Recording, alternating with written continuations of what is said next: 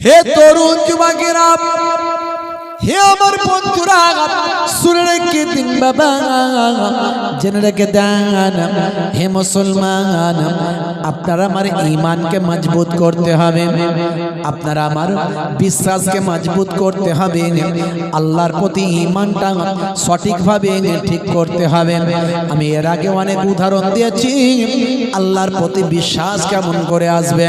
হে তরুণ যুবকেরা, হে আমার মুরব্বিয়ানেরা, আল্লাহকে দেখি না, আল্লাহকে চোখে দেখতে পাওয়া যায় না, কিন্তু আল্লাহকে না দেখলেও আমার আল্লাহকে অনুভব করা যায়।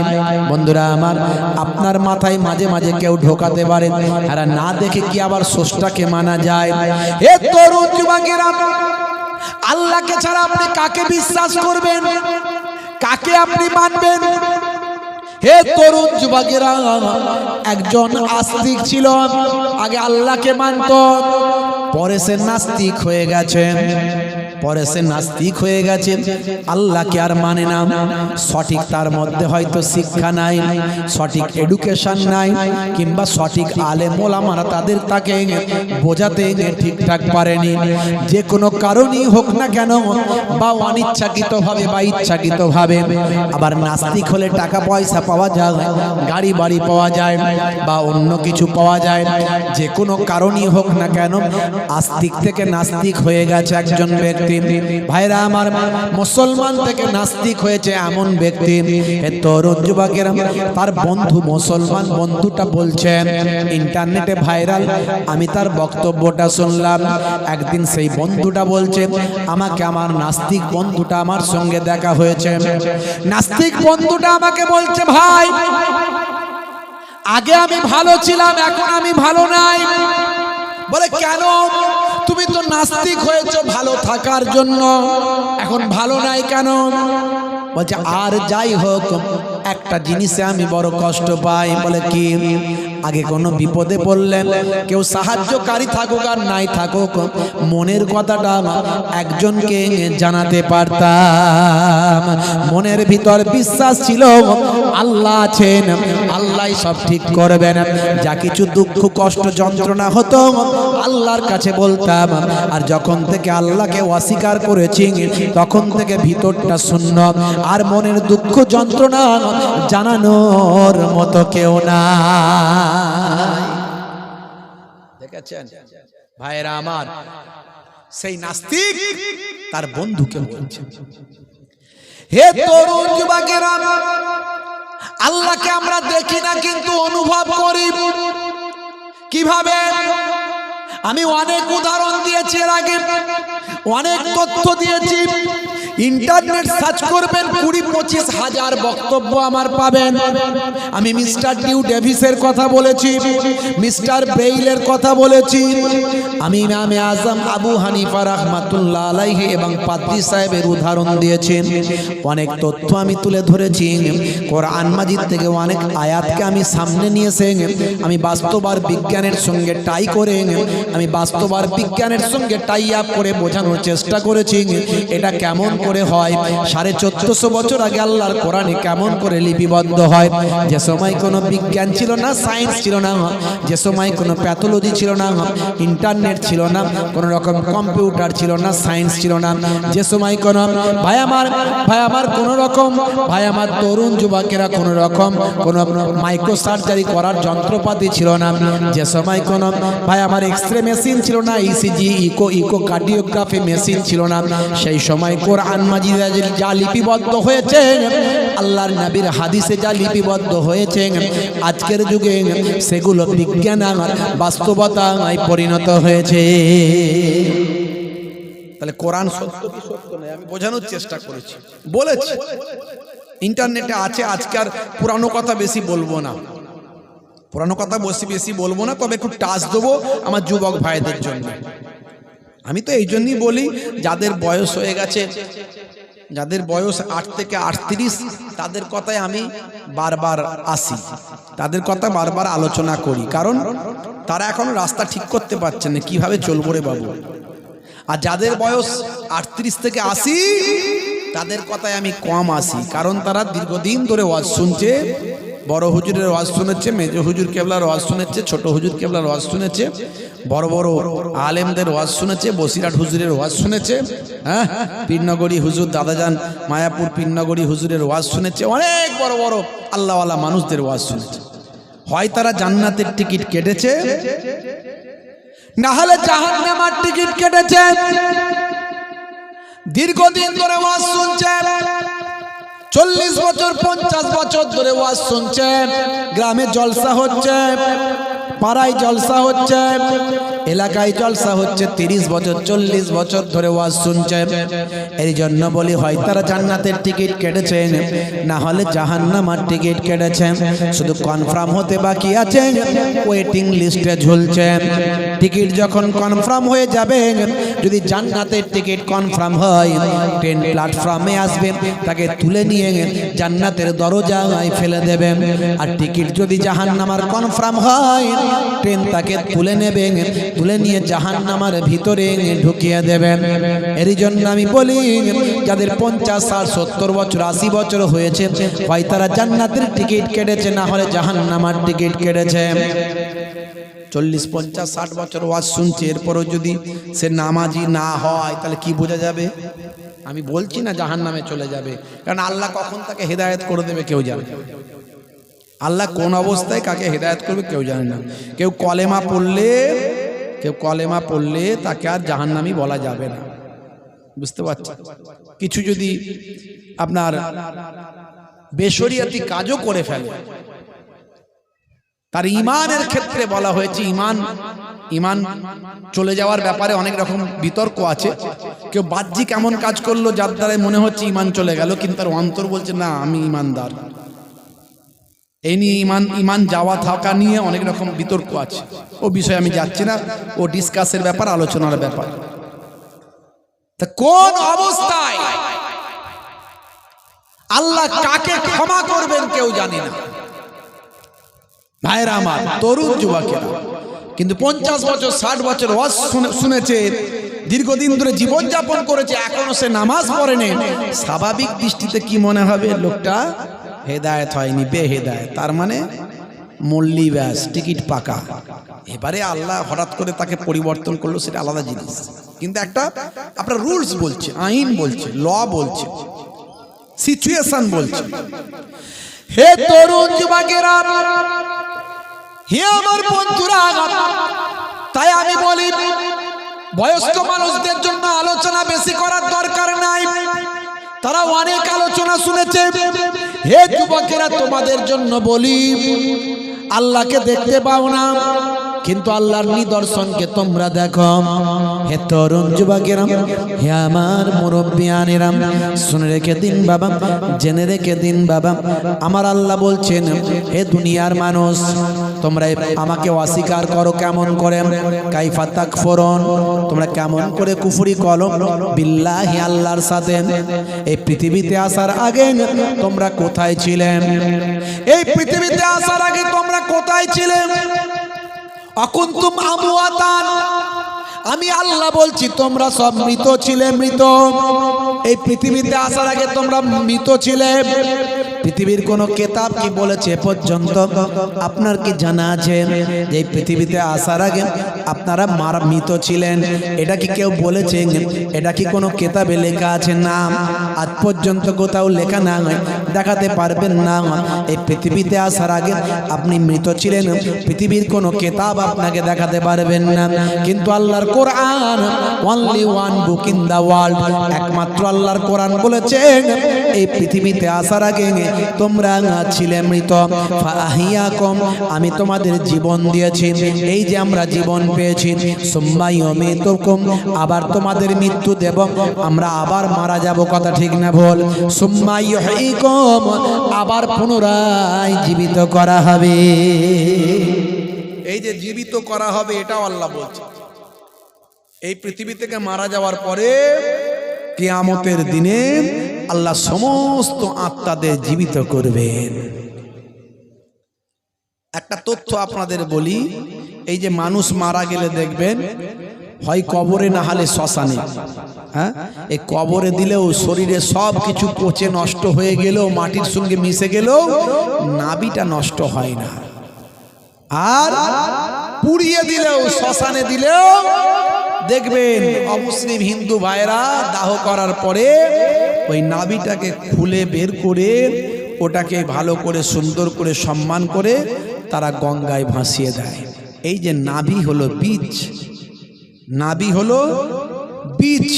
এই নাভি থেকে আল্লাহ আপনার আমার শরীর যেখানেই পড়ে থাকুক, ধুলো ধোঁয়া যাই হোক, সেখান থেকে তুলে নিয়ে এসে নাভির সঙ্গে লাগিয়ে আবার কিয়ামতের দিনে হাজির করবে। বুঝতে পারছেন? হে তরুণ যুবকেরা, তবে আল্লাহওয়ালা মানুষ যদি হয়, আল্লাহওয়ালা মানুষদের যে সেম কবরে পচবে না, কবরের মাটি খেতে পারবে না। হে তরুণ যুবকেরা, আমার নবী দয়ার নবী জানিয়ে দেন, ইন্নাল্লাহা হারামা আলাল মাআদ আন তাকুলা আজসাদাল আম্বিয়া। নবীদের জিসম খাওয়া আমার আল্লাহ মাটির জন্য হারাম করে দিয়েছেন। নবীদের জিসম, নবীদের শরীর মাটি খেতে পারে না। আর শহীদদের ব্যাপারে আমার আল্লাহ কোরআন মাজিদে বলেন, ওয়ালা তাকুলু লিমান ইউকতালু ফি সাবিলিল্লাহি আমওয়াত বাল আহইয়াউ ওয়ালাকিন লা তাশউরুন। শহীদদেরকে তোমরা মৃত বলো না, বরং তারা জীবিত। এখন শহীদ কারা, এই নিয়ে অনেক বিতর্ক আছে। দল করতে গিয়ে, পার্টি করতে গিয়ে, লড়াই করতে গিয়ে, গুলিগালা চালাতে গিয়ে, বোমবাজি করতে গিয়ে মারা গেছে। মারা যাওয়ার পরে দলের লোকেরা বলছে, শহীদ অমর রহে, তুমি এগিয়ে চলো, আমরা তোমার পেছনে আছি। বলে কি বলে না? হে তরুণ যুবকেরা, আল্লাহর নবী বলেন, না না, ওটা হলো শহীদ নয়। শহীদ কাকে বলে? শহীদের ডেফিনেশন কি? শহীদ হলো ইসলামের জন্য, একেবারে লিল্লাহিয়াত, আল্লাহর জন্য, ইসলামের জন্য, কোরআনের জন্য, নবীর জন্য, মাদ্রাসা মসজিদের হেফাজতের জন্য, দ্বীনের জন্য যদি কেউ নিজের জীবনটা উৎসর্গ করে, ওই ব্যক্তি হলো শহীদ। এই শহীদের দরজা, হে তরুণ যুবকেরা, আমার আল্লাহ কোরআন মাজিদের ভিতরে বললেন, বাল আহিয়াও, শহীদদের মৃত বলো না, বরং তারা জীবিত। ওয়ালাকিন লা তাশউরুন, কেমন করে জীবিত সেটা তোমরা জানো না। অনেক সময় দেখবেন কবর ভেঙে গেছে, ডেড বডি বেরিয়ে এসেছে। কত বছর মারা গেছে? বলে 12 বছর। এখনো ডেড বডি একেবারে সুন্দর আছে? বলে হ্যাঁ। কি করে হলো? সায়েন্স বলছে 6 ঘন্টা পর থেকে ডেড বডির পচন শুরু হয়। 6 ঘন্টা পর থেকে ডেড বডির পচন শুরু হয়। কবরে দেওয়ার 24 ঘন্টা পর সবচেয়ে আগে পায়ু দ্বার দিয়ে শরীরের ভিতরের পোকাগুলো বেরিয়ে যায়। 3 দিন পরে সবচেয়ে আগে নাকটা পচে যায়। 6 দিন পরে নখগুলো তার খুলে খুলে ঝরে যায়। 9 দিন পরে শরীরের চুল আর লোমগুলো ঝরতে থাকে। 17 দিনে পেটটা দুম করে বাস্ট হয়ে যায়। 2 মাসে শরীরের গোস্তগুলো পোকামাকড় খেয়ে সব হাড় হাড্ডি খানা বের করে দেয়, কঙ্কাল বানিয়ে দেয়। 390 দিনের মধ্যে কঙ্কালের জয়েন্ট গুলো খুলে পাট পাট হয়ে যায়। মাটি, পোকা, যত যা জীবজন্তু আছে সব খেয়ে ফাঁকা করতে শুরু করে। হে তরুণ যুবকেরা, 365 দিনের মধ্যে, 1 বছরের মধ্যে কঙ্কালেরও ম্যাক্সিমাম হাড় হাড্ডিগুলো মাটি আর পোকা খেয়ে নেয়। কিন্তু যারা আল্লাহর মাহবুব বান্দা হয়, আল্লাহওয়ালা হয়, শহীদ বান্দা হয়, আল্লাহ বলছেন তাদের জিসমটা জিন্দা, জীবিত থেকে যায়। কেমন করে জীবিত সে তোমরা জানো না। ज़मीन मैली नहीं होती, ज़मन मैला नहीं होता। ज़मीन मैली नहीं होती, ज़मन मैला नहीं होता। मोहम्मद के गुलामों का कफन मैला नहीं होता। जोरे হবে না? জোরে হবে না।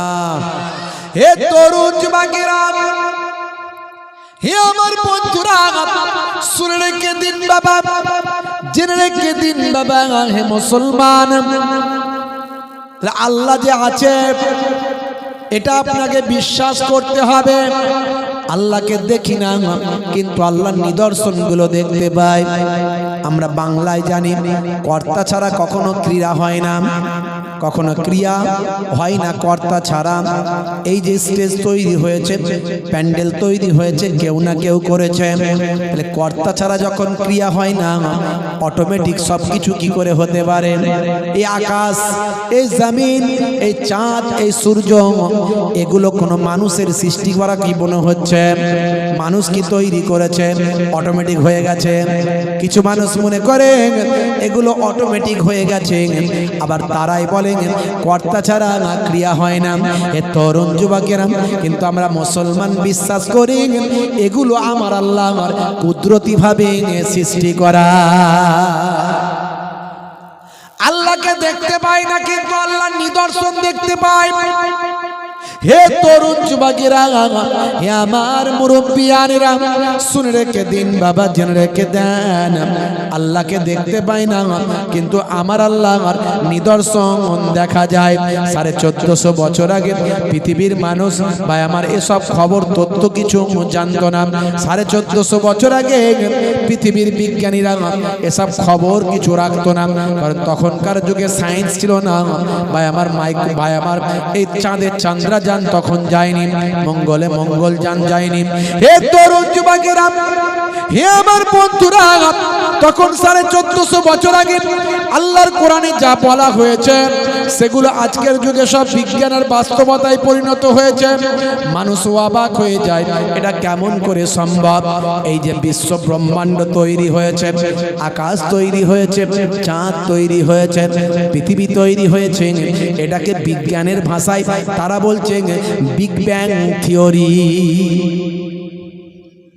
ওয়াজ জীবনে অনেক শুনেছেন, শুনবেন, আমি একটু অন্যভাবে বলি। এইসব কথাগুলো বলি আমার যুব সমাজগুলো ঠিকমতো বুঝছে কিনা ওদেরকে বোঝানোর জন্য। যারা একটু পড়াশোনা করছে মোটামুটি তারা বুঝবে বিগ ব্যাং থিওরি।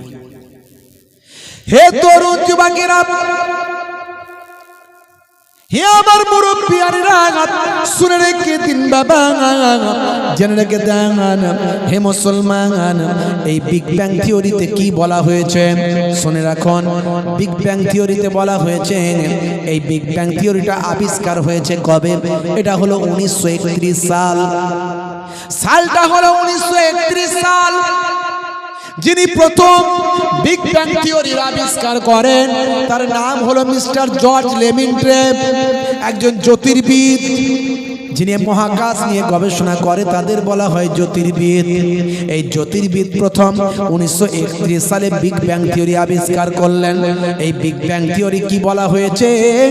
এই বিগ ব্যাং থিওরিতে বলা হয়েছে বিশ্ব ব্রহ্মাণ্ড যা কিছু আছে, আকাশ জমিন চাঁদ সূর্য গ্রহ নক্ষত্র উপগ্রহ সৌরজগৎ, ভাই আমার যা কিছু বিশ্ব ব্রহ্মাণ্ডে আছে সব একটা বিন্দুর মতো ছিল। একটা বিন্দু, এই বিন্দুতে একটা মহাবিস্ফোরণ হলো।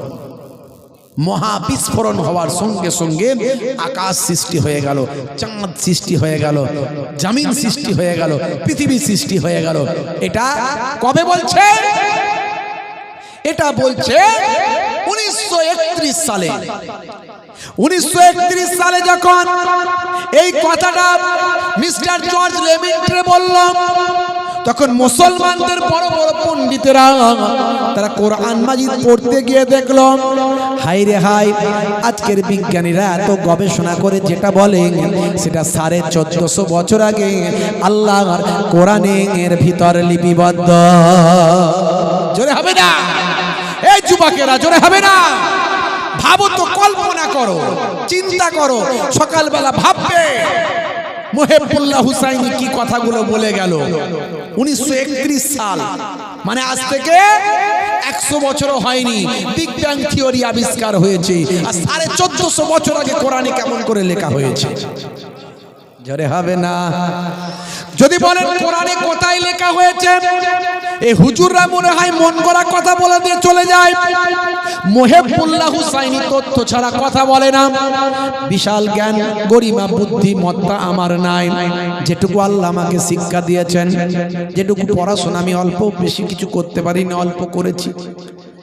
জি হ্যাঁ, এদিকে টাইটেল, এদিকে মাস্টার ডিগ্রি, বিএড, বুঝতে পারছেন, এই যেটুকু পড়াশোনা।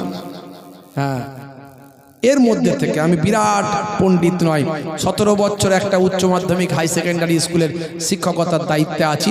কয়েকবার টিআইসির দায়িত্ব নিয়েছিলাম। চাপ এত দায়িত্ব সামলাতে পারিনি, ছেড়ে দিয়েছি। বুঝতে পারছেন বন্ধুরা আমার, তরুণ যুবকেরা আমার, আমি আমার ক্ষুদ্র বুদ্ধিতে এগুলো গবেষণা করে বের করার চেষ্টা করেছি।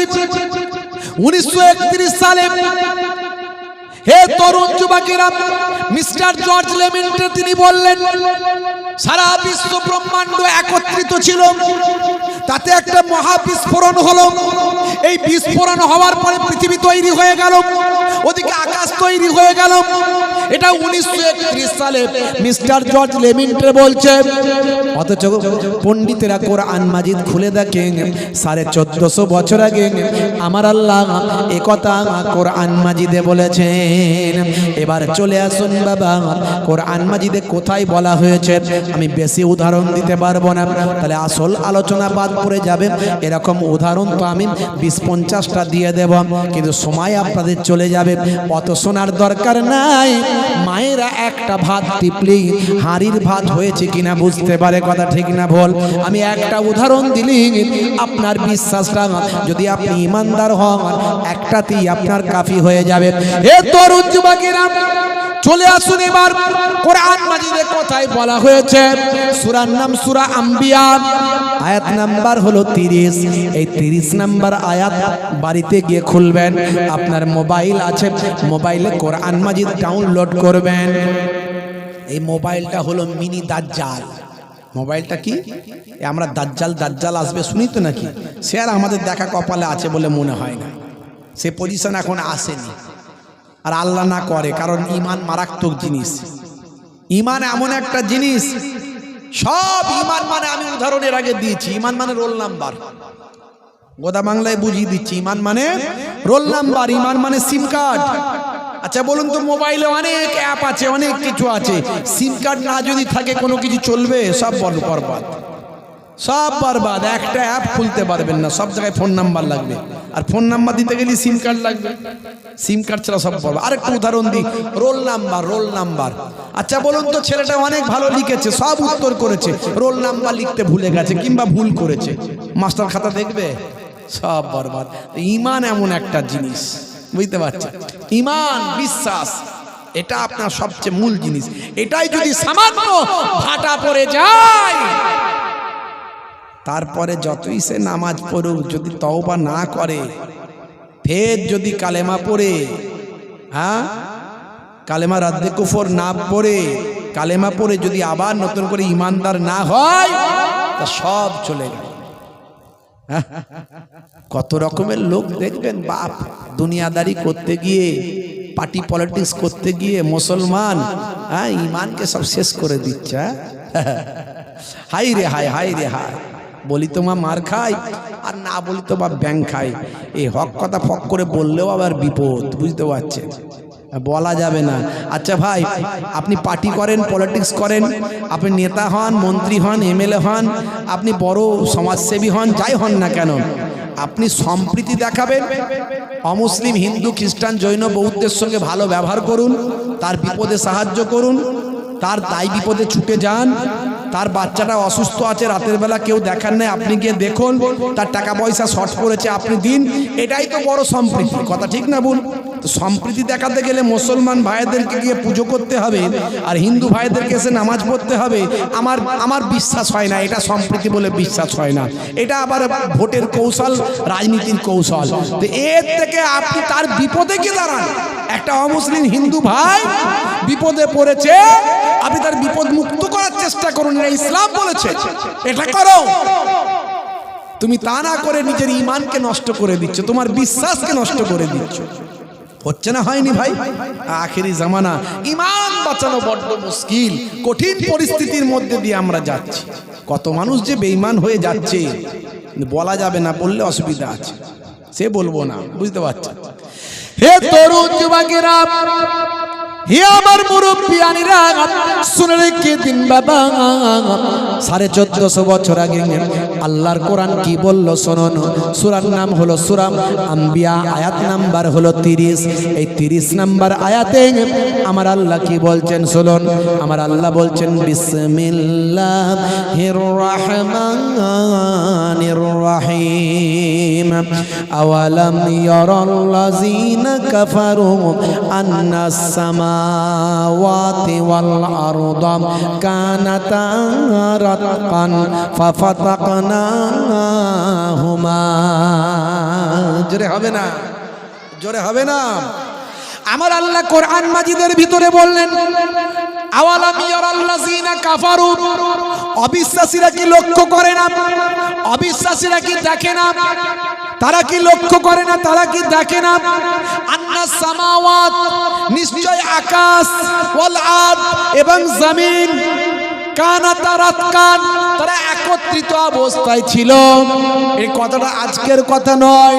যে সময় কোন স্টেথিস্কোপ, ব্যারোমিটার, থার্মোমিটার, মাইক্রোস্কোপ, অণুবীক্ষণ যন্ত্র, কোন রকম দূরবীন তৈরি হয়নি, এই কথাটা আজকের নয়, 1450 বছর আগের। হে যুবকেরা, ভালো করে তাওয়াজ্জু করো এই কথাটার উপর। আমার আল্লাহ 1450 বছর আগে বলছেন, অবিশ্বাসীরা কি লক্ষ্য করে না? আকাশ এবং জমিন সব একত্রিত অবস্থায় ছিল, সব মিলিত অবস্থায় ছিল। যেটা জর্জ লেমিন্টে বলছেন 1931 সালে, সেটা 1450 বছর আগে সূরা আম্বিয়ার 30 নাম্বার আয়াতে আল্লাহ বলছেন, আকাশ এবং জমিন সব একত্রিত অবস্থায় ছিল। আমার আল্লাহ বলছেন, ফাফাতাকনাহুমা, আমি আল্লাহ আকাশ এবং জমিনকে পৃথক করে দিয়েছি। জোরে হবে না, জোরে হবে না। তাহলে আকাশ পৃথক হয়ে গেল, চাঁদ, সূর্য, গ্রহ, উপগ্রহ সব চলে গেল, জমিন পৃথক হয়ে গেল। যত ভাই আমার, যত জমিন, যত রকম আর্থ আছে সব আলাদা হয়ে গেল। বন্ধুরা আমার, যত আলাম আছে, আলামিন আছে, আলাম মানে হলো জগৎ, আলামিন মানে হলো বহু বচন, জগৎ সমূহ। আলহামদুলিল্লাহি রাব্বিল আলামিন আছে না নাই? যারা বলেন সমস্ত প্রশংসা মহান আল্লাহর, যিনি সারা আলামিন, সব জগৎ সমূহের রব। জোরে বলুন সুবহানাল্লাহ। ওয়ামা আরসালনাকা ইল্লা রাহমাতাল লিল আলামিন। আল্লাহ বলছেন, আমি সারা জগৎ সমূহের রব, যত জগৎ আছে সব জগতের আমি আল্লাহ হলাম রব, সৃষ্টিকর্তা। আর আমার নবী আখিরি জামানার পয়গম্বর হলেন যত জগৎ সমূহ আছে সমস্ত জগৎ সমূহের জন্য রাহমাত। তাহলে আমার নবীর সম্মান কত বুঝতে পারছেন? যতগুলো জগতের মহান আল্লাহ রব, ততগুলো জগতের আমার নবী হলেন রাহমাত। জোরে বলুন সুবহান। বন্ধুরা আমার, তরুণ যুবকেরা আমার, একটা উদাহরণ দিলাম। হে যুবকেরা, এরকম উদাহরণ আমার কাছে অনেক আছে, আমি বেশি উদাহরণ দিতে যাচ্ছি না। মুরব্বিয়ানেরা, তরুণীরা, মুরব্বিয়ানেরা, যুবকেরা, ঈমানকে মজবুত করুন। কিতাবের মধ্যে দেখতে পাওয়া যায়, যদি কেউ তোমাকে আগুনে জ্বালিয়ে দেয়, যদি কেউ তোমাকে হত্যা করে, তাহলে তুমি শিরক করো না, তাহলে তুমি ঈমানটা নষ্ট করো না। এখন সামান্য চেয়ারের জন্য, সামান্য পয়সার জন্য কত মানুষ নিজেদের ঈমান ধ্বংস করছে, আছে না নাই? এখন একটা সাম্প্রদায়িক দল, সেই দলে তো মুসলমান নাম লেখাচ্ছে, আছে না নাই? সেই দলেতে নাম লিখিয়ে আল্লাহর বিরুদ্ধে, মসজিদের বিরুদ্ধে, মাদ্রাসার বিরুদ্ধে, মুসলমানের বিরুদ্ধে, ইমানদারদের বিরুদ্ধে সেখানে বক্তৃতা দিচ্ছে, আছে না নাই? ইন্টারনেট সার্চ করলে কত পাবেন। হে তরুণ যুবকেরা, হে আমার মুরব্বিয়ানেরা, হে যুবকেরা, শুনে রেখে দিন বাবা,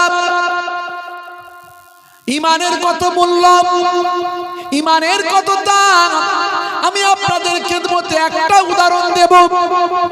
হে তরুণ যুবকেরা, আল্লাহর নবীর একজন চাচা জান ছিলেন। সেই চাচা জানের নাম হলো হযরতে হামজা বিন আব্দুল মুত্তালিব। হামজা বিন আব্দুল মুত্তালিব, হযরতে হামজা রাদিয়াল্লাহু তাআলা আনহু একেবারে আল্লাহর নবীর সিংহ চাচা ছিলেন, যাকে বলা হয় সিংহ সিংহ সম চাচা, মানে আল্লাহর নবীর একজন ভাই আমার শক্তিশালী চাচাদের মধ্যে একজন ছিলেন হযরতে হামজা রাদিয়াল্লাহু তাআলা আনহু। আল্লাহর নবীকে বড় ভালোবাসতেন, প্যার করতেন, মোহাব্বত করতেন বাবা, কিন্তু দীর্ঘদিন আল্লাহর নবীর হাতে হাত দিয়ে কালেমা তিনি পড়েননি। হে তরুণ যুবকেরা, হে আমার মুরব্বিয়ানেরা, আল্লাহর নবী যখন মক্কার জমিনে যখন ইসলামের দাওয়াতটা দেওয়া শুরু করলেন, সেই সময় কুফারেরা আল্লাহর নবীর দ্বীনের দাওয়াতকে বন্ধ করার জন্য বিভিন্ন ষড়যন্ত্র করল। কাবা ঘরের একটা গেট আছে বর্তমানে, সেটা হচ্ছে 51 নাম্বার গেট। 51 number gate. ওই গেট থেকে যদি আপনি ঢোকেন, ওই গেট থেকে ঢুকলে আপনি একটা জায়গা পাবেন, একেবারে কাবা ঘরের ওই ভিতরে একটা জায়গা পাবেন, যেটাকে তৎকালীন যুগে বলা হতো দারুন নাদওয়া, যেটা এখন কাবা ঘরের ওই চত্বর ওই মসজিদের ভিতরে ঢুকিয়ে নেওয়া হয়েছে। মানে জায়গা বেড়ে গেছে, লোক বেড়ে গেছে, ওটাও ঢুকিয়ে নেওয়া হয়েছে। এই দারুন নাদওয়া মানে হলো কুরাইশদের পার্লামেন্ট, আলোচনা করার জায়গা, নেতাদের আলোচনা টেবিল, যত ষড়যন্ত্র আলোচনা সব ওখান থেকে হবে। আল্লাহর নবীকে হত্যা করার আলোচনা ওখানে হয়েছে। আল্লাহর নবীকে ধরতে পারলে, মারতে পারলে, মেরে ফেলতে পারলে উট পুরস্কার দেওয়া হবে, এই আলোচনা ওখানে হয়েছে। হে তরুণ যুবকেরা, হে আমার বন্ধুরা, শুনে রেখে দিন বাবা, জেনে রেখে দেন। হে মুসলমান, একটু লক্ষ্য করুন, তরুণ যুবকেরা একটু খেয়াল করুন। এই দারুন নাদওয়ায় আলোচনা করেন। আবু জাহিল ছিল দারুন নাদওয়ার পার্লামেন্টের প্রেসিডেন্ট। হে যুবকেরা, হে আমার মুরব্বিয়ানেরা, আবু জাহিলের উপর কেউ কথা বলতে পারে না। সে হলো মক্কার কুরাইশদের হলো নেতা, সরদার। আল্লাহর নবী যখন ওয়াজ করা শুরু করলেন, তখন এই আবু জাহিল পার্লামেন্টে আলোচনা করে ফেলেছে নবীকে বাধা দেওয়া হবে। সে আবার নতুন একটা নাকি ধর্ম নিয়ে এসেছে। আচ্ছা বলুন তো, ইসলাম নতুন ধর্ম না সবচেয়ে পুরানো ধর্ম কোনটা জানেন? আপনারা বলেন, আমাদের মাস্টার সাহেব জানেন, শিক্ষিত মানুষ, উনি বলেছেন সবচেয়ে পুরানো। ঠিকই বলেছেন, ইসলাম ধর্ম সবচেয়ে পুরানো। কিন্তু আমাদের মাঝখানে ছড়ানো হয় এক শ্রেণীর মিডিয়া, এক শ্রেণীর লেখক, তারা লেখে ইসলাম সবচেয়ে কনিষ্ঠ ধর্ম, ছোট ধর্ম, বা সবচেয়ে নবীন ধর্ম, নবীন নিউ রিলিজিয়াস তারা বলে। না, ইসলাম ইজ এ ওল্ডেস্ট রিলিজিয়াস। ইসলাম ধর্ম হলো সবচেয়ে প্রাচীন ধর্ম। হযরতে আদম নবীর ধর্মের নাম ছিল ইসলাম। ইসলাম সিলমুন ধাতু থেকে এসেছে, যার অর্থ হলো শান্তি। হে তরুণ যুবকেরা, হে আমার মুরব্বিয়ানেরা, সিলমুন থেকে ইসলামের উৎপত্তি, যার অর্থ হলো শান্তি। ভাই আমার, যারা শান্তির ধর্ম মেনে চলে, সেই সিলমুন থেকে এসেছে মুসলিম, মুসলমান। অর্থাৎ যারা এই ধর্ম মেনে চলে, শান্তির বাণী মেনে চলে, তারাই হলো মুসলমান। হযরতে আদম নবী তিনিও ছিলেন মুসলমান। কোরআন মাজিদ খুলে দেখবেন, ইব্রাহিম নবী থেকে অন্যান্য নবীরা তারা নিজেদের জন্য দোয়া চেয়েছেন, আমার আল্লাহ সারা জীবন যেন আমি মুসলিম হিসাবে জীবন যাপন করতে পারি। হে তরুণ যুবকেরা, ইসলাম ধর্ম বাবা আদম আলাইহিস সালাতু ওয়াস সালাম থেকে এসেছে। আপনি বলবেন, শুনে রাখুন, এই আদম নবী যে আমরা বলি, এর অনেক অস্তিত্ব আছে। এটা একেবারে শুধু আমরাই বলি তা নয়, এটা ইহুদিরাও বলেন, এটা নাসারা খ্রিস্টানরাও বলেন। আমরা বলি আদম, তারা বলে অ্যাডাম। আমরা বলি মা হাওয়া, তারা বলে ঈভ। আমরা বলি দাউদ, তারা বলে ডেভিড। আমরা বলি সুলাইমান, তারা বলে সুলেমান। আমরা বলি মুসা, তারা বলে মোজেস। আমরা বলি ঈসা, তারা বলে যিশু। আমরা বলি মারিয়াম, তারা বলে মেরি। ভাই আমার, নামগুলো শুধু পাল্টে গেছে, ব্যক্তিগুলো ঠিকই আছে। এই যে তাওরাত বলি, মুসা নবীর কাছে নাজিল হয়েছিল তাওরাত, আসলে তারা বলে তোরা। এই যে ইহুদিরা মুসা নবীর ধর্ম মেনে চলে, তারা বলে তোরা, কিন্তু ধর্মটা পরিপূর্ণভাবে মানলে তারা তো আর খারাপ হতো না। এই যে 70,000 মানুষকে তারা ভাই আমার শহীদ করে দিয়েছে। এত বড় তারা জালেম, এত বড় জালেম। যুদ্ধ বিরতি হওয়ার পরে এরাও তাদের ভাই আমার ওই সমস্ত যাদেরকে আটকে রেখেছিল তাদেরকে ফেরত দিয়েছে। ইন্টারনেটে ভাইরাল, যখন মুসলিমরা ফেরত দিচ্ছে তখন ওই যুদ্ধবন্দী যারা ছিল তারা এদের কপালে চুমু খেয়ে যাচ্ছে। অর্থাৎ এরা জামাই আদরের মতো সম্মান করে রেখেছিল তাদেরকে। আর তারা যখন ফেরত দিচ্ছে, তারা হাড় গোড় ডেড বডিগুলো বস্তায় বন্দি করে ফেরত দিচ্ছে। এমনকি যতগুলো বেঁচে ছিল তাদেরকে মেরে হত্যা করে এদের কাছে ফেরত দিচ্ছে। তারা যে বর্বর, তারা যে অসভ্য, এটা তার প্রমাণ। কিন্তু হযরতে মুসা নবীর উম্মত অসভ্য ছিল না, কিন্তু পরবর্তীকালে এরা বদলে গিয়েছে। এরা মুসা নবীর কাছে এসেছিল যে তাওরাত, সে তাওরাতকে পাল্টে ফেলেছে। এর জন্য আমার আল্লাহ কোরআন মাজিদ নাজিল করেন যাতে কেউ পাল্টাতে না পারে। এর জন্য কোরআন মাজিদ মুখস্থ করার অনুমতি দিয়েছে। কোনো কিতাব মুখস্থ করার সিস্টেম নাই। দেখান একটা পৃথিবীতে দেখান only one book in the world, একটা বই দেখান যে বইটা মুখস্থ করার সিস্টেম আছে। পৃথিবীতে কোনো বই পুরোপুরি কেউ মুখস্থ করে প্রচলন আছে? একজন কেউ কোনো একটা কিতাব মুখস্থ করে ফেললো আলাদা ব্যাপার, হাজার হাজার লক্ষ লক্ষ কোটি কোটি মানুষ মুখস্থ করছে, এরকম আছে নাকি? Except only one book in the world, his name is কোরআন। জোরে বলুন সুবহানাল্লাহ। হে তরুণ যুবকেরা, হে আমার মুরব্বিয়ারা, শুনে রেখে দিন বাবা, জেনে রেখে দেন। হে মুসলমান, একটু লক্ষ্য করুন। তরুণ যুবকেরা, হে আমার মুরব্বিয়ারা, শুনে রেখে দিন বাবা, জেনে রেখে দেন মুসলমান। একটুখানি খেয়াল করুন বাপ, একটুখানি লক্ষ্য করুন। হযরতে মুসা নবী এসেছিলেন, দ্বীনের দাওয়াত দিয়েছিলেন। হযরতে দাউদ নবী এসেছিলেন, দ্বীনের দাওয়াত দিয়েছিলেন। তারা ইসলাম মেনেছিলেন, তারা সব মুসলিম ছিলেন।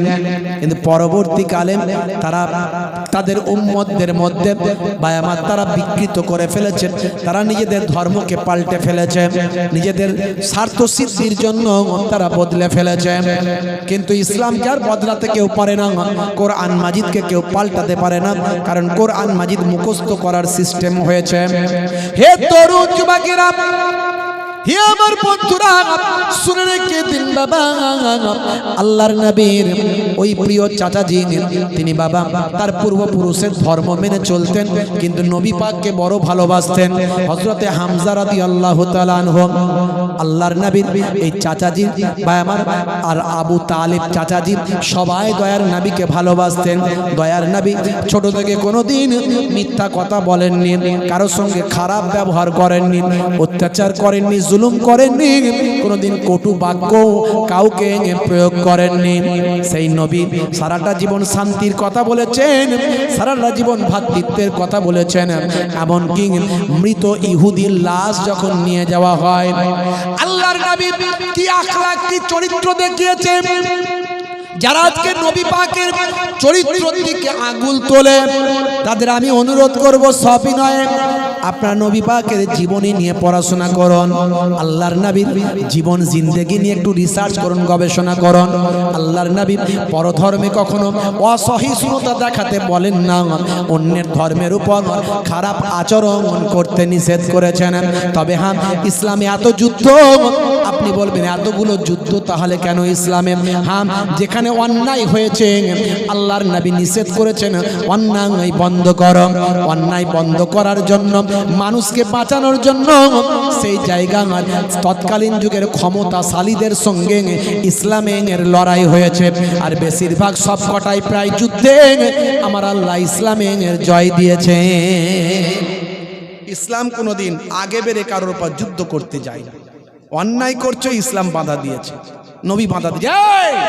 মানুষকে মারা যাবে না, মানুষের উপর জোর জুলুম করা চলবে না।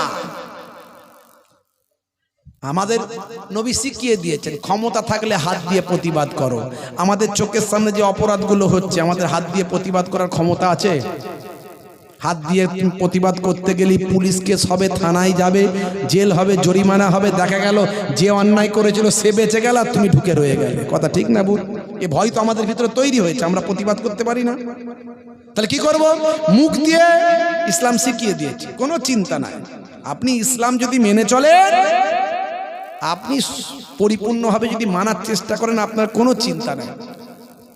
দুনিয়াতেও বাঁচবেন, আখেরাতেও বাঁচবেন।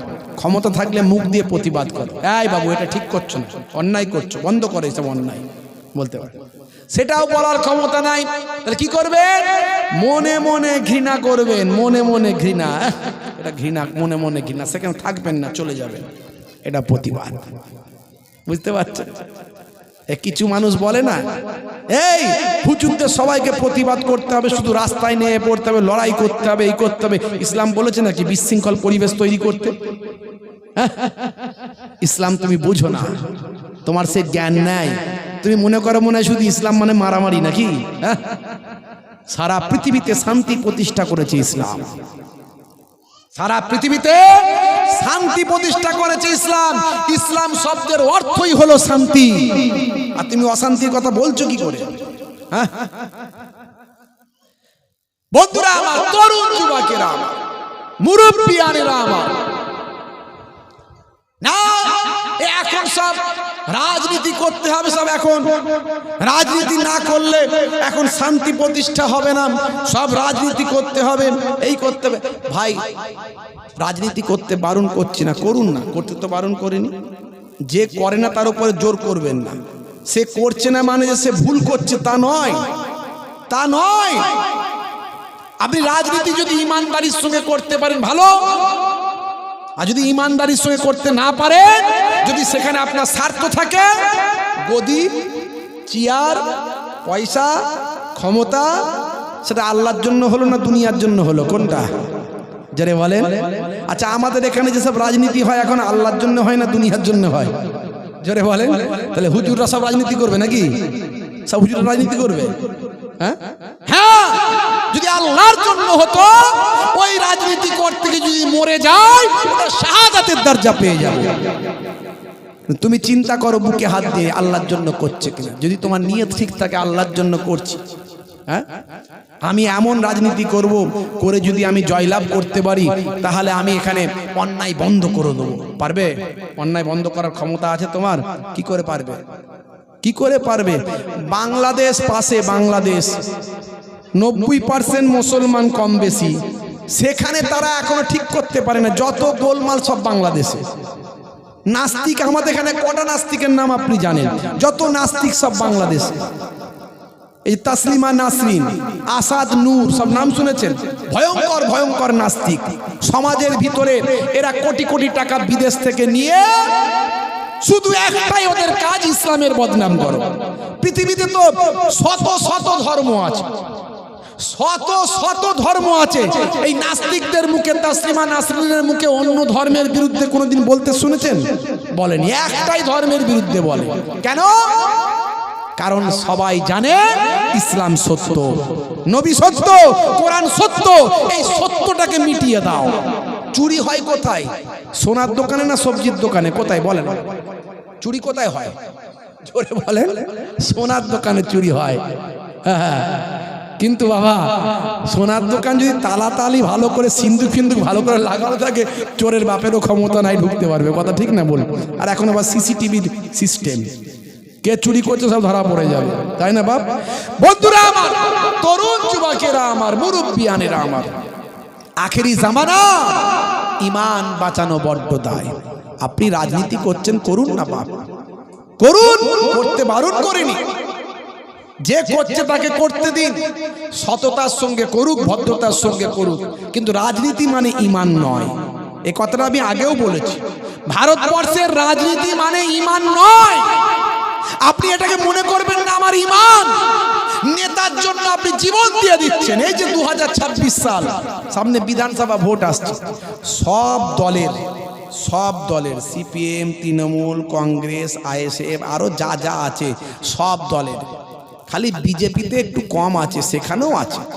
বিজেপি মাদ্রাসা ভেঙে দিচ্ছে, মসজিদ ভেঙে দিচ্ছে, হ্যাঁ, আমার ইসলামের বিরুদ্ধে কটূক্তি করছে, হ্যাঁ, উত্তরপ্রদেশে আমার নবীর এতে কি বলে, ওই যে নবী দিবসের মিছিল, শান্তি মিছিল, ভাই মিছিল কি লোকে করেনি নাকি? নবী দিবসের মাস, আমার নবীর জন্ম মাসে তারা মিছিল করেছে, দুটো ব্যানার টাঙিয়েছে, সে ব্যানার ছিঁড়ে ফেলে দিয়েছে, পুড়িয়ে দিয়েছে, কেস দিয়েছে, তাদের উপরে বুলডোজার তাদের ঘর ভেঙে দিয়েছে, ব্যানার টাঙানোর জন্য ঘর ভেঙে দিচ্ছে। হ্যাঁ, দেখুনি নামাজিরা সপ্তাহে জুম্মার দিন একদিন, এই রাস্তায় মাঝে মাঝে ভিড় বেশি হলে একদিন আর দিন একটু দু চার কাতার হয়ে যায়, তাই তো নাকি? তাই যেন জ্বালা পোড়ায় অস্থির হয়ে গেল। হ্যাঁ, আর সারা দেশে দেখুন, যে যার ধর্ম যখন হয়, এই পুজো পার্বণ যখন হচ্ছে, মাসের পর মাস চলছে, হ্যাঁ, এই যে খ্রিস্টানদের যখন আপনার ওই বড়দিন হচ্ছে, তখন দিনের পর দিন চলছে রাস্তাঘাটে প্রোগ্রাম। আর মুসলমানদের শুক্রবারে একদিন 10-15 মিনিটের জন্য যদি নামাজে বাইরে বেরোয়, আপনারা দেখেছেন ভাইরাল হয়েছে, বুটে করে পুলিশ এসে নামাজিকে মারছে, হয়েছে না হয়নি? এরকম কত দেখবেন। অথচ মুসলমান এত কিছু জেনেও খালি পয়সার জন্য আর চেয়ারের জন্য এইরকম সাম্প্রদায়িক দলের সঙ্গে হাত মেলাচ্ছে। যদি হাত মেলায় তার ঈমান থাকবে? আমি আপনাদের যে প্রশ্ন রেখে দিলাম, থাকবে? অত সহজ নয়। আপনি রাজনীতি করুন, এই জন্যই বলি রাজনীতিটাকে ঈমান মনে করে নেবেন না। এটাকে ইসলামিক রাজনীতি হচ্ছে নাকি? ইসলামিক রাজনীতি যেখানে আছে, বর্তমানে আফগানিস্তানে আছে, সম্ভবত কাল না পরশুদিন আফগানিস্তানের একজন ব্যক্তিকে, ভাই আমার, সমস্ত সকলের সামনে ফুটবল মাঠে, ক্রীড়া প্রাঙ্গণে, ক্রীড়া মাঠ মানে খেলার মাঠেতে প্রকাশ্য তাকে হত্যা করা হয়েছে। কি করেছিল? একটা গর্ভবতী নারীকে সে হত্যা করেছিল এবং তার ফ্যামিলিকে, তার স্বামীকে হত্যা করেছিল। সেই লোকটা তাকে প্রকাশ্য তাকে হত্যা করেছে। মানে এটা হলো ইসলামের আইন। ইসলামের আইন সারা পৃথিবীতে কম বেশি 200খানা দেশ আছে। দেশগুলোর মধ্যে 57খানা বা 60খানা, 57খানা ওআইসি আর 57খানারও বেশি আরো মুসলিম দেশ। এই এতগুলো মুসলিম দেশের মধ্যে যদি একটা দেশে আপনি 90%, 95% ইসলাম মেনে চলে, সেটা হলো আফগানিস্তান বর্তমানে। তা আবার ক বছর থেকে? 4 বছর থেকে ক্ষমতা পেয়েছে তারা। 2021 সাল থেকে ক্ষমতা পেয়েছে। এরা 40 বছর অন্যের গোলামিতে থাকতে হয়েছে। সোভিয়েত ইউনিয়নের আন্ডারে ছিল, 20 বছর আমেরিকা শাসন করেছিল। কিন্তু এদের ইমানি শক্তি এমন, সব বড় বড় দাড়ি, নামাজি, পাগড়িওয়ালা, জুব্বাওয়ালা, কোনো পরমাণু বোমা নাই, কোনো পিস্তল নাই, কিছু নাই। সেই নবীর যুগে ওহদের ময়দানে মাত্র 6খানা 8খানা তলোয়ার, 313 জনের ভিতরে ওহদে বদরের যুদ্ধে 313 জনের মধ্যে 6টা না 7টা তলোয়ার। বাকি নবীর সাহাবীদের কাছে কি আছে? 1000 কুফারদের সঙ্গে যুদ্ধ করতে যাচ্ছে, হাতে তলোয়ার নাই, 6 জনের কাছে তলোয়ার। বাকিগুলো কই? বাকি কি আছে? সব খাজুর গাছের লাঠি নিয়ে যুদ্ধ করতে গেছে। ওই লাঠি কি আল্লাহ কুদরতি ক্ষমতায় ঈমানি শক্তিতে তলোয়ার বানিয়ে দিয়েছে, যেখানে মেরেছে কচু কাটা হয়ে গেছে। বুঝতে পারছেন? তো ঈমানি শক্তি। এই আমেরিকা 20 বছর, পৃথিবীর দাদা, 20 বছর লড়াই করে যখন পালিয়ে যাচ্ছে আফগানিস্তান থেকে, তখন যাবার সময় অস্ত্র নেওয়ার মতো ফুরসত পায়নি, সব রেখে দিয়ে ক্যাঁচা মেরে ছুটেছে। আপনারা দেখেছেন, সব মালকড়ি সব পড়ে আছে, ওগুলো আবার এরা বাগিয়ে বুগিয়ে নিয়েছে সব, বলে এগুলো আমাদের অ্যাসেট, সম্পদ। বুঝতে পারছেন? তাহলে সেই আফগানিস্তানের অরিজিনালি ইসলাম চলে। রাজনীতি হচ্ছে ওইটা, ওই ইসলাম যেখানে অন্যায় নাই। 2024 সালে একটা মাত্র ধর্ষণের ঘটনা ঘটেছে। 2024 সালে ইন্টারনেট সার্চ করুন, ওখানে দেওয়া আছে, তাই আমি বলছি একটা ধর্ষণের কেস ঘটেছে, তার জন্য তাকে তারা কি করেছে, পাথর নিক্ষেপ করে সকলের মাঝখানে হত্যা করে দেখিয়ে দিয়েছে। এই হচ্ছে ইসলামের আইন, এই রাজনীতি ইসলামের রাজনীতি। আর এখানে আমরা কি রাজনীতি করছি? তা রাজনীতি করুন, যদি দুটো ভালো কাজ করতে পারেন করুন, দুটো ভালো কথা বলতে পারেন বলুন, যারা বলছে তাদের সাপোর্ট করি, যারা বলছে তাদের সাপোর্ট করি, কিন্তু যারা করে না মানে তারা ভুল করছে, এটা ভাববেন না, এটা ভাববেন না। আর রাজনীতিকে ঈমান মনে করবেন না। আপনার ছেলে, আপনার বাপ ছেলে হারাবে, আপনার স্ত্রী বিধবা হয়ে যাবে, আপনার সন্তান এতিম হয়ে যাবে। হ্যাঁ, কোন নেতার ছেলেকে দেখেছেন রাস্তায় মারপিট করতে? কোন নেতার ছেলেকে দেখেছেন রাস্তায় মারপিট করতে? করেন। আপনি কেন করছেন? কেন? আপনি ভোটটা দেবেন, চেষ্টা করলেন, আপনি যে দল করেন সে দলের জন্য নিশ্চয়ই চেষ্টা করতে পারেন, কিন্তু তার মানে এই নয় নিজের জীবনটাকে দিয়ে দেবেন। এটা কত আর আমরা বোঝাবো, কত আর বলবো? সব দলের প্রথম সারিতে মুসলমান, মারছে মুসলমান, মরছে মুসলমান। না, আর নয়, আর নয়। যদি বাঁচতে চান, আমি আপনাদের আবারও বলছি এগুলো করবেন না। আবারও বলছি রাজনীতি আপনার ঈমান মনে করবেন না। এটা বলার জন্য আমার উপর সমালোচনা হয়েছে, আমার বিরুদ্ধে ভিডিও তৈরি হয়েছে, তারপরও আমি বলবো, আমার কমকে বাঁচানোর জন্য বলবো, 100 বার বলবো, ভারতবর্ষের রাজনীতি ইসলামের রাজনীতি নয়, অর্থাৎ এটা আমার ঈমান নয়। এটা দুনিয়াদারি করতে গেলে যেরকম রাজনীতি করা দরকার করব, কিন্তু দুনিয়াদারি করতে গেলে যে রাজনীতি করতে হয় করবেন, তাতে যেন আপনি আপনার জীবনকে দিয়ে দেবেন না, আপনার সন্তান যেন এতিম না হয়ে যায়। আমি আপনাকে এটা আবারও বলবো। বন্ধুরা আমার, হে তরুণ যুবকেরা, হে আমার বন্ধুরা, হযরতে আব্বাস রাদিয়াল্লাহু তাআলা আনহু আল্লাহর নবীর চাচা জান, নবীকে ভালোবাসতেন, মহাব্বত করতেন। আল্লাহর নবী যা বলেন হক কথা বলেন, মিথ্যা কোনোদিন বলেন না। দয়ার নবী, ভালো ব্যবহার, তারা সবাই মুগ্ধ, কিন্তু পূর্বপুরুষের ধর্ম তারা ছাড়ে না, কিন্তু নবীকেও তারা কষ্ট দেয় না, কারণ নবী তো খারাপ কথা বলে না। হে তরুণ যুবকেরা, হে আমার মুরব্বিয়ানেরা, শুনে রেখে দিন বাবা, একদিন আবু জাহেল আল্লাহর নবীকে আঘাত করেছে কাবা শরীফের চত্বরে। হে তরুণ যুবকেরা, সিংহ সমান হযরতে আব্বাস রাদিয়াল্লাহু তাআলা আনহু, তিনি ভাই আমার, তিনি শিকারী ছিলেন একজন, মাঝে মাঝে জঙ্গল এলাকায় চলে যেতেন, শিকার করতেন। হঠাৎ করে যখন কাবা শরীফের সামনে যখন এলেন, তখন তার দাসী বলল, হে হযরতে আব্বাস, হে আমার মনিব, আপনি কি জানেন আপনার ভাতিজা পিতাহারা এতিম মুহাম্মদ সাল্লাল্লাহু আলাইহি ওয়াসাল্লামকে আবু জাহিল খুব মারা মেরেছে, রক্তাক্ত করেছে? এমন কথা শুনে হযরতে হামজা রাদিয়াল্লাহু তাআলা আনহুর শরীর যেন কম্পন তৈরি হলো, এত গুসা, এত রাগ, চোখ লাল হয়ে গেল। এত বড় জালেম, আমার এতিম ভাতিজা, যাকে আমরা আমাদের কলিজার থেকেও বেশি ভালোবাসি, সেই এতিম ভাতিজার উপর আঘাত করেছে ওই আবু জাহেল। সহ্য করতে পারলেন না, ছুটে ছুটে চলে গেলেন কাবা শরীফের চত্বরে। গিয়ে দেখে আবু জাহেল ওই দারুন নাদুয়াতে বসে গল্প করছে। হে তরুণ যুবকেরা, হযরতে হামজা রাদিয়াল্লাহু তাআলা আনহু এমন বড় যোদ্ধা ছিলেন, বীর মুজাহিদ ছিলেন। ওই হতভাগা আবু জাহিলকে সেখান থেকে টেনে নিয়ে আসে কাবা শরীফের চত্বরে, দু চারটে তাকে দিগবাজি মেরে, পাল্টি মেরে তাকে একেবারে ফানা ফানা করে দিলেন, নেতা ছেড়ার মতো করে দিলেন, কাচার মাচার মেরে একদম 12টা বাজিয়ে দিলেন। বিরাট শক্তিশালী চেহারা ছিল হামজা রাদিয়াল্লাহু তাআলা আনহু। রক্ত ফক্ত বের করে ওকে ওখানে মোটামুটি হাম মার্ডার করে দিয়ে জানটা ঠান্ডা হলো, সবাই ধরে ধরে নিল, ঠান্ডা হলো। এত বড় হিম্মত আমার ভাতিজার গায়ে হাত দিবি? হ্যাঁ, সে কি কোনোদিন তোদের সঙ্গে গালাগালি করেছে, মারপিট করেছে, অন্যায় করেছে? হে তরুণ যুবকেরা, এমন সময় দেখতে পাওয়া যায় আল্লাহর নবী বাড়িতে মনটা খারাপ করে বসে আছেন। দয়ার নবীর কাছে গিয়ে হযরতে হামজা রাদিয়াল্লাহু তাআলা আনহু বলেন, বাবা মুহাম্মদ, ও আমার কলিজার টুকরা ভাতিজা মুহাম্মদ, আমি সব শুনেছি বাবা। তোমার মনের দুঃখ কি আছে জানি, যে জন্য তোমার এত দুঃখ। ওই জালেম আবু জাহেল তাছে তোমাকে অনেক অত্যাচার করেছে, জুলুম করেছে, রক্তাক্ত করেছে, কষ্ট দিয়েছে। এখন তুমি খুশি হয়ে যাও, এখন তুমি সন্তুষ্ট হয়ে যাও। তোমার ওই জালেমকে, ওই জালেম আবু জাহেলকে মেরে আমি তোমার থেকে, তোমাকে যে আঘাত করেছে তার থেকে বেশি আঘাত করেছি। তাকে আমি রক্তাক্ত করে দিয়ে তোমার আঘাতের বদলা তোমার চাচা নিয়েছে।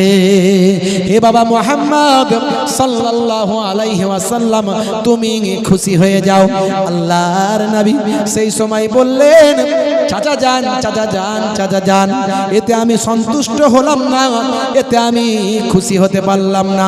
কেন বাবা খুশি হলে না, কেন বাবা সন্তুষ্ট হলে না? বলে, চাচা যান, আমি তো দুনিয়ার জমিনে বদলা নেবার জন্য আসি না। আমার আল্লাহ আমাকে রাহমাতুল লিল আলামিন করেছেন। ওয়া মা আরসালনাকা ইল্লা রাহমাতাল লিল আলামিন। ও চাচা যান শুনেন, আমাকে আমার আল্লাহ রহমত করে পৃথিবীতে পাঠিয়েছেন, দয়ার সাগর করে পাঠিয়েছেন। আমি তো বদলা নেবার জন্য আসি না। চাচা যান, আপনি আমার জালেমকে, আমাকে যে আঘাত করেছেন, আমি মাজলুম, সেই জালেমকে আপনি আঘাত করেছেন, এতে আমি সন্তুষ্ট হতে পারলাম না। তাহলে বাবা কিসে তুমি সন্তুষ্ট হতেন? বলে, শুনে রাখুন চাচা যান, আমি সন্তুষ্ট হতাম যদি আপনি আল্লাহকে এক বলে মেনে নিতে। জোরে হবে না, জোরে হবে না।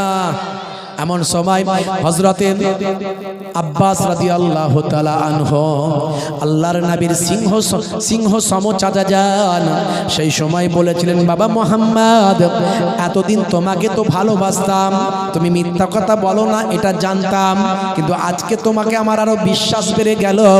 তুমি যা বলছো নিজের ইচ্ছাই বলো না, আর তুমি সাধারণ মানুষও হতে পারো না। তার কারণ হলো, প্রত্যেকটা মানুষ যদি আঘাত খায়, যার কাছ থেকে আঘাত পেয়েছেন সে আঘাতের বদলা নিলে বড় খুশি হয়, কিন্তু তুমি খুশি হচ্ছ না মানে তুমি সাধারণ মানুষ নও। হ্যাঁ, তুমি যাতে রাজি, তোমার চাচা হামজাও তাতে রাজি। পড়িয়ে দাও মহাবাণী মহাকালেমা, কালেমা পড়ে হযরতে হামজা ঈমানদার নবীর সাহাবী হয়ে গেলে। জোরে হবে না, আরে জোরে হবে না। হে তরুণ যুবকেরা, হে আমার বন্ধুরা, শুনে রেখে দিন বাবা, জেনে রেখে দেন, সেই হযরতে হামজা রাদিয়াল্লাহু তাআলা আনহু আল্লাহর নবীর সঙ্গে হিজরত করেছিলেন মদিনায়। দেখুন ঈমানটা কাকে বলে, নবী প্রেমটা কাকে বলে, একটু আপনাদের আমি বোঝানোর চেষ্টা করছি। হযরতে হামজা আল্লাহর নবীর সঙ্গে হিজরত করেছিলেন মদিনা শরীফে। মদিনা শরীফে যাওয়ার পরে এই যে গোপনে লুকিয়ে চলে গেলেন। মদিনার মানুষগুলো সব নবীর জন্য জীবন দিতে চায়, মক্কার কুরাইশরা নবীর জীবন নিতে চায়, আর মদিনার মানুষগুলো নবীর জন্য জীবন দিতে চায়। এ তরুণ যুবকেরা, হে আমার মুরব্বিয়ানেরা, শুনে রেখে দিন বাবা, জেনে রেখে দেন, মদিনা শরীফে যাওয়ার পরে জালেমরা মদিনাকে ধ্বংস করতে চায়। এই আবু জাহেলের দলেরা মদিনা শরীফকে ধ্বংস করতে চায়। এই ধ্বংস করতে গিয়ে ভাই আমার মদিনার মানুষদের নিয়ে, আল্লাহর নবীর সাহাবীদের নিয়ে, 313 জনকে নিয়ে আল্লাহর নবী জালেমদের মোকাবেলা করলেন। এই মোকাবেলা করতে গেলে ঐক্যবদ্ধ হওয়া দরকার আছে না নাই? যোগ্য নেতৃত্বকে মেনে চলা দরকার আছে না নাই? কিন্তু পাড়ায় পাড়ায় সবাই নেতা মুসলমানদের, কথা ঠিক না ভুল? দল অনেক, হ্যাঁ, কোন দলের রে বাবু? ওই দলের মুসলমান মার খেয়েছে, অসুবিধা নাই। হ্যাঁ, রাত দিন মার খাচ্ছি আমরা, অথচ সেই নবীর আমরা শিষ্য, সেই হযরতে খালিদের উত্তরসূরি, সেই হযরতে ওমরের উত্তরসূরি, সেই হযরতে ভাই আমার কি বলবো, আবার রাদিয়াল্লাহু তাআলা আনহুর উত্তরসূরি। আজকে আমরা মুসলমান লাঞ্ছিত বঞ্চিত, তার কারণ হলো আমাদেরকে টুকরো টুকরো করে দেয়া হয়েছে। আমরা যোগ্য নেতা খুঁজে পাই না, যোগ্য নেতৃত্ব মানি না। আর আমাদের নেতারাও যাদেরকে নেতা বলে মনে করেছি তারা সব বিশ্বাসঘাতকতা করেছে। খুব মুশকিল। প্রত্যেকটা এলাকায় যোগ্য মানুষদেরকে মেনে চলবেন, সম্মানীয় মানুষদেরকে সম্মান দেবেন, যার নেতৃত্ব দেওয়ার ক্ষমতা আছে। সৎ ন্যায়পরায়ণ নেতা যদি হয়ে থাকে গ্রামের মানুষের মধ্যে, সামাজিকভাবে, আমি রাজনীতির কথা বলছি না, সামাজিকভাবে তার কথা মেনে চলার চেষ্টা করবেন। হে তরুণ যুবকেরা, হে আমার বন্ধুরা, শুনে রেখে দিন বাবা, জেনে রেখে দেন, এই বদরের যুদ্ধে আল্লাহর নবীর 313 জন সাহাবী, এই 313 জন সাহাবী হাজারেরও বেশি জালেমদের বিরুদ্ধে ভাই আমার প্রতিরোধ করে তুললেন। প্রতিরোধ করে তুলতেন আল্লাহর নবীকে আল্লাহ জয় দিলেন। মাত্র 8টা ভাই আমার তলোয়ার মাত্র, আর বাকি কারো হাতে তলোয়ার নাই। কুফফারদের ঘোড়া আছে, তলোয়ার আছে, ঢাল আছে।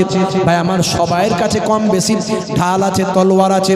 আর ইমানদার মুসলমানদের মাত্র 8খানা তলোয়ার, কারো ঢাল নাই, কারো আর অন্য কিছু নাই। ভাই আমার ঘোড়া নাই, উট নাই, কিছু না। একেবারে প্রথম জীবন মদিনা শরীফকে রক্ষা করার ব্যাপার, ইসলামকে হেফাজতের ব্যাপার, দয়ার নবীকে রক্ষা করার ব্যাপার। ইমানদারদের কাছে নবী আছেন, আর ইমানদারদের কাছে মহান আল্লাহ আছে। এই ইমানি শক্তিতে তারা লড়াই করলেন। আমি অবশ্য দেখিয়েছিলাম জায়গাটা এবারে গিয়ে। এই বদরের প্রান্তরে একটা বালির টিলা আছে, পাহাড় আছে, বালির টিলা পাহাড়। যে পাহাড়টায় আমার আল্লাহ 1000 ফারিস্তা নাজিল করেছিলেন মুসলমান ইমানদারদের সাহায্য করার জন্য। এমনি কি আর 313 জন মিলে পেরেছে নাকি? আল্লাহর নবীর দোয়া কবুল হয়েছে, নবী আছেন সঙ্গে, কোনো চিন্তা নাই। কিন্তু নবী এখন নাই, আমাদের সঙ্গেও কেউ পেরে উঠতো না কোনো কিছুতে। এত মার আমাদের খেতে হতো না যদি আমরা সত্যিকারের আল্লাহওয়ালা হতাম আর নবীর গোলাম হতে পারতাম, কিন্তু পারি না আমরা। আল্লাহ গায়েবী মাদাদ তখনও দিয়েছিলেন, আজও দিতে পারেন, আজও দিতে পারেন। এই বদরের প্রান্তরে বালির টিলায় 1000 ফারিস্তাকে আল্লাহ পাঠিয়েছিলেন। আর আমার নবী রাতের বেলা কেঁদে কেঁদে দোয়া চেয়েছিলেন, আল্লাহ এই অল্প কটা মাত্র ইমানদার আমরা, নতুন করে আবার ইমান মানুষের তৈরি হচ্ছে, ইসলাম প্রচার হচ্ছে নতুন করে, ইসলাম মিটে গিয়েছিল আবার নতুন করে তৈরি হচ্ছে। আগার ये चंद नफूस मिट जाए तो कयामत तक तू ना पूछा जाएगा। আল্লাহ বললেন, হে আমার হাবিব মাথা তুলুন, মাথা তুলুন। কুফফারদের বড় বড় লিডার তারা কে কোথায় মরে পড়ে থাকবে সেটাও আমি আপনাকে দেখিয়ে দিচ্ছি। জায়গাগুলো আমার নবীকে আল্লাহ কুদরতিভাবে দেখিয়ে দিলেন। নবী আমার সকালবেলা সেই জায়গাগুলো সাহাবীদের বলে দিলেন, অমুক কুফফারদের লিডার ওখানে মরে পড়ে থাকবে, অমুক জনের ওখানে মরে পড়ে থাকবে। আর ঠিক আল্লাহর নবী যা বলেছিলেন, কুফফারদের বড় বড় সব লিডারেরা ভাই আমার 70 জন তারা সেই জায়গায় হত্যা হয়েছিল, মারা গিয়েছিল। আল্লাহর নবী 313 জনের বিজয় দান করেছিলেন। বুঝতে পারছেন ভাইরা আমার, ঈমান কাকে বলে? এই ঈমানটা আপনাকে আমাকে তৈরি করতে হবে, দয়ার নবীর প্রেম ভালোবাসা তৈরি করতে হবে। আল্লাহর নবীকে ভালোবাসে আমরা সব ব্যানার টাঙিয়ে দিয়েছি, আই লাভ মোহাম্মদ সাল্লাল্লাহু আলাইহি ওয়াসাল্লাম, আই লাভ মোহাম্মদ সাল্লাল্লাহু আলাইহি ওয়াসাল্লাম। হ্যাঁ, 2, 3, 4, 10টা 20টা ব্যানার তারা পুড়িয়েছে, ছিঁড়েছে। তারাও খুব বিপদে পড়ে গেছে, কেন ছিঁড়লাম, কেন পোড়ালাম। তারা নিজেদের মধ্যে আলোচনা করছে। এরা মুসলমানরা তো সারা বিশ্বটাকে মনে হয় নবীর নাম টাঙিয়ে সব দখল করে ফেলবে রে বাবু, কি বিপদে পড়লাম আল্লাহ। বুঝতে পারছেন? আমরা বুঝিয়ে দিয়েছি তোমরা কটা ছিঁড়বে, যত ছিঁড়বে তত লাগাবো। ভালো জিনিস লাগিয়েছেন, কিন্তু ওই ব্যানারেতে নবীর প্রেম থাকলে হবে না, প্রেম থাকতে হবে অন্তরে। কথা ঠিক না ভুল? জোরে বলেন। আর প্রেম অন্তরে আছে কই? নবী নবী করছি, নবীর একটা সুন্নত মানি না। নবী নবী করছি, মসজিদে গিয়ে নামাজে জামাতে নামাজ পড়ি না। নবী নবী করছি, আমাদের ঈমানে মজবুতি নাই। হ্যাঁ, নবী নবী করছি, নবীর দেখানো পথে চলি না। মান হাব্বা সুন্নতি ফাকাদ আহাব্বানি ওয়া মান আহাব্বানি কানা মাই ফিল জান্নাহ। যে আমার সুন্নতকে ভালোবাসলো সেই তো আমি রাসূলকে প্রকৃত ভালোবাসলো। আর যে আমি রাসূলকে প্রকৃত ভালোবাসলো, দয়ার নবী বলেন সে আমার সঙ্গে জান্নাতি হয়ে গেল। জোরে হবে না? আর জোরে হবে না? নিশ্চয় ব্যানার টাঙিয়েছেন নবীর নামে, নবী প্রেম করেছেন, ভালোবাসা দেখিয়েছেন। প্রতিজ্ঞা করুন আজ থেকে নামাজ ছাড়বো না, যে নামাজের জন্য আমার নবী এত কষ্ট পেয়েছে। জালেমরা বলেছিল, বাবা মুহাম্মদ তুমি কি চাও বলো, তুমি তো কোনোদিন মিথ্যা কথা বলো না, কোনোদিন কাউকে আঘাত করো না, কারোর সঙ্গে খারাপ আচরণ করো না, খালি তোমার সঙ্গে আমাদের দ্বন্দ্ব একটাই, আমরা দীর্ঘদিন ধরে যে খোদা তৈরি করেছি, তৈরি করে খোদাকে মানছি, আর তুমি বলছো তৈরি করা খোদা চলবে না, খোদা হলেন একজন। তোমার সঙ্গে আমাদের এটাই দ্বন্দ্ব। বাবা এটা বন্ধ করে দাও। কি চাই বলো? সুন্দরী নারী বিয়ে করতে চাও, আমাদের আরবের সেরা সুন্দরী নারীর সঙ্গে তোমার বিয়ে দাও। তুমি বড় নেতা হতে চাও, আমাদের সবাইয়ের বড় নেতা তোমাকে করবে। তুমি ধনী হতে চাও, আমাদের আরবের মধ্যে আমরা টাকা পয়সা তুলে তোমাকে সবচেয়ে বড় ধনী বানাবো। আল্লাহর নবী বললেন, হে আমার চাচা জানেরা শুনে রেখে দেন, মহান স্রষ্টার কাছ থেকে আমার উপর দায়িত্ব অর্পিত হয়েছে। আমাকে আমার আল্লাহ নবী বানিয়েছেন, পয়গম্বর বানিয়েছেন। আমার উপর যা দায়িত্ব অর্পিত হয়েছে সেটা আমাকে পালন করতে হবে। এই পালন করতে গিয়ে যদি আপনারা বাধা দেন, আমার এক হাতে যদি সূর্য দেন আর এক হাতে যদি চাঁদ দেন, তারপরেও আমি আল্লাহর নির্দেশনা ছেড়ে দেব না। দেখেছেন ভাইরা আমার, ঈমান কাকে বলে? সেই ঈমানকে মজবুত করুন, নামাজি হয়ে যান। আজ থেকে প্রতিজ্ঞা করুন নামাজ ছাড়বেন না। আজ থেকে প্রতিজ্ঞা করুন নবীর সুন্নাত ছাড়বেন না। যে ব্যানারগুলো টাঙিয়েছে, এই ব্যানারগুলো অনেক জায়গায় আমরা দেখছি ছিঁড়ে যাচ্ছে, মানে ছিঁড়ে এবার পড়ে যাবে। এই নবীর ভালোবাসা? টাঙানোর বেলায় টাঙিয়ে দিলাম আর নবীর নাম রাস্তায় পড়ে থাকবে, গড়াগড়ি খাবে।